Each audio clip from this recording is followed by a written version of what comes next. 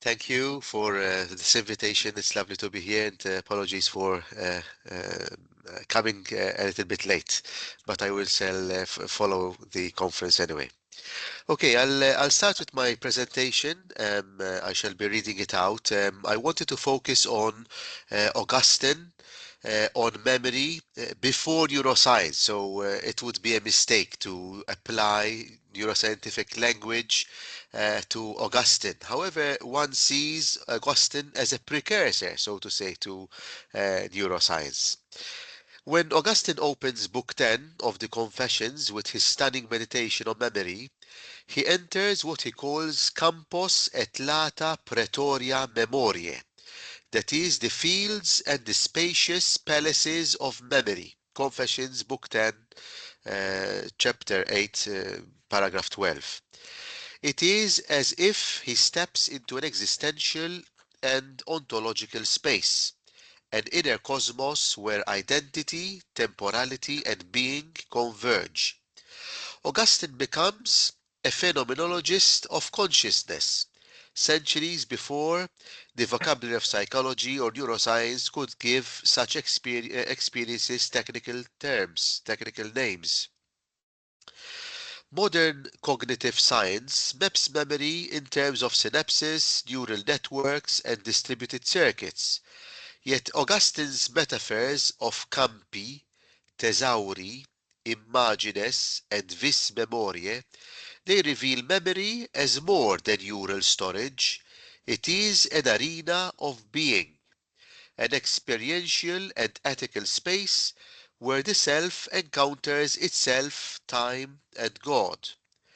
While Augustine anticipates distinctions between episodic, semantic, and procedural memory, his treatment of the ontological, affective, and theological dimensions has to date received far less attention. This presentation seeks to examine Augustine's reflection on memory in four dimensions. First, memory as spatial and representational structure, mapping the inner landscape of the mind. Second, memory as dynamic force and integrative process, showing how recollection actively orders experience. Thirdly, reflexivity and the limits of self-knowledge, exploring the mind's depth and self-awareness. And lastly, the theological horizon from cognitive self-mastery to grace, where memory points beyond itself to God. Interwoven throughout are considerations of affective, temporal, and embodied condition, memory's infinite potential, and its role in self-transcendence, demonstrating how Book 10 anticipates modern neuroscience while opening a space for experiential, ethical, and transcendental inquiry. I start with my first point, memory as spatial and representational structure. Augustine's first gesture is spatial. The Latin terms campi, fields, and praetoria, spacious halls, evoke not abstraction, but architecture in a way, not mechanism, but mystery, an ontological interior where self, time, and the divine converge.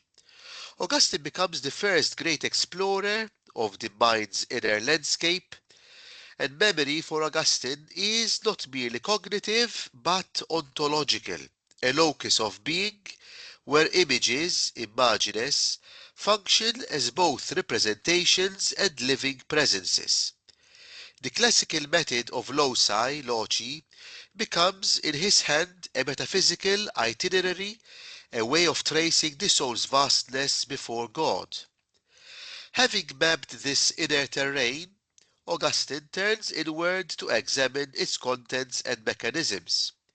How, he asks, do these images dwell and operate within the soul's vast spaces? Not the things themselves enter, he writes, but the images of the things perceived are there, ready for the mind to recall. Augustine already knew that the things themselves do not enter the soul, only their likenesses. His metaphors of storage, thesaurus, and habit, consuetudo, foreshadow the language of memory consolidation and engrams. When he writes ad hoc vivunt in memoria mea, quas ibi consuetudo mea fixit, there still live in my memory the images of such things which habit has fixed there, we can hear, through the Latin cadence, the whisper of neural plasticity.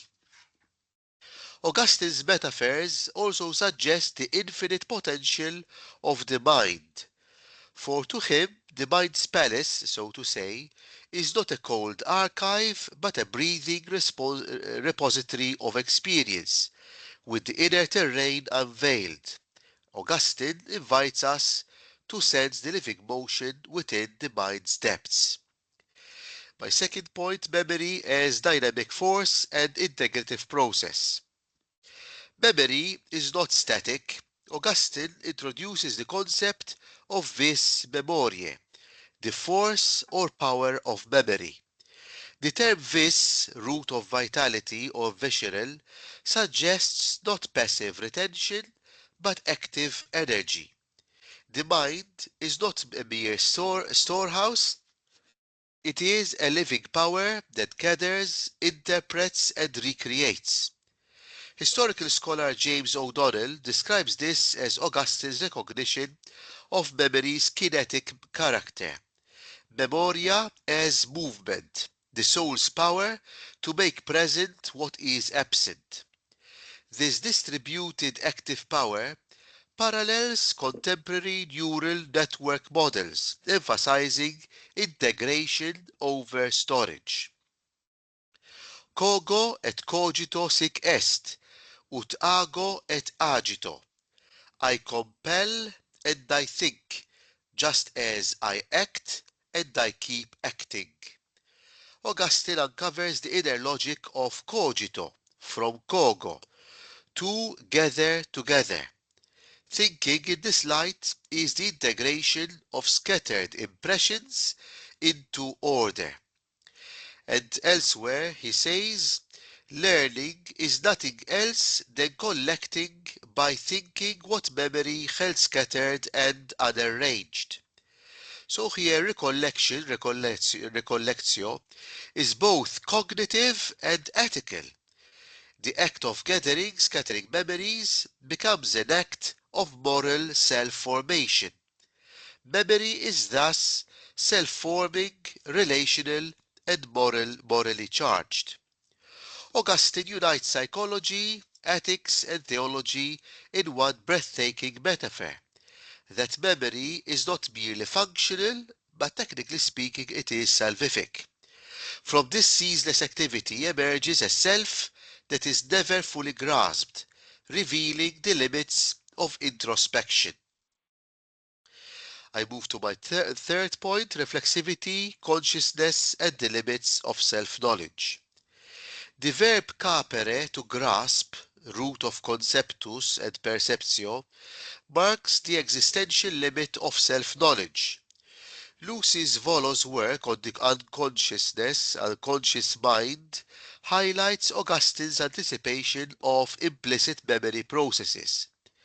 The mind contains depths that cannot be consciously apprehended, an early acknowledgement of cognitive opacity.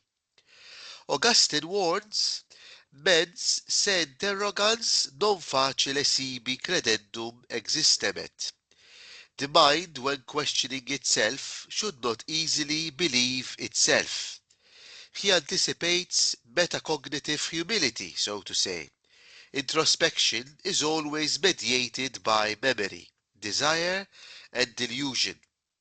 He intuits, he thinks, that rationality transcends sense, a precursor to contemporary considerations of non-sensory cognition, dreaming, and imagination. And in one of the most haunting lines of the Confessions, he writes, Onus mihi sum, I have become a burden to myself. Augustine experiences the weight of reflexivity. Paul Ricoeur and contemporary philosophers recognize here the origin of reflexive subjectivity, consciousness as both seeing and seen. In this way, Augustine's account of reflexive memory prefigures phenomenological and neurophilosophical views of consciousness as layered and relational. Beyond the mind's reach, memory gestures outward, hinting at truths that surpass personal understanding. And the fourth point, last point, the theological horizon, from cognitive self-mastery to grace.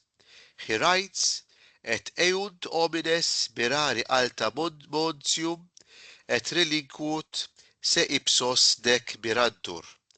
Men go to marvel at the heights of mountains and forget to marvel at themselves. Memory gestures toward transcendence and infinity, calling the self beyond mere cognitive activity.